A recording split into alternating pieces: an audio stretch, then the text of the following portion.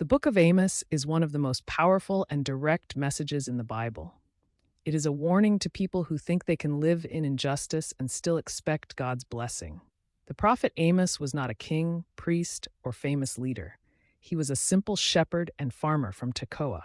Yet God chose him to deliver a bold message to the nation of Israel during the reign of Jeroboam II. At that time, Israel looked successful. The economy was strong, the cities were growing, and many people believed God was blessing them. But behind the wealth was a dark reality. The rich were oppressing the poor, justice was being corrupted, and religion had become empty. Amos stood up and declared that God sees everything. He warned that God would judge not only Israel, but also the surrounding nations for their cruelty and violence. His message was clear. God is not impressed by wealth, power, or religious ceremonies if people continue to live in injustice. One of the most famous messages from Amos is a powerful call for justice. God rejects fake worship and demands righteousness in everyday life. True faith is not just singing, praying, or offering sacrifices. It is treating people with fairness, compassion, and integrity.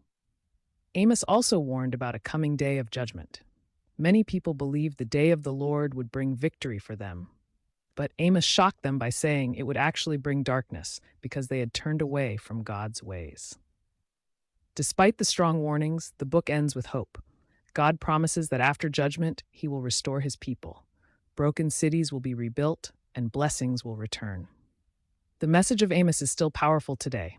God cares deeply about justice, how we treat others, and whether our faith is real or just a show. True worship must be backed by righteous living.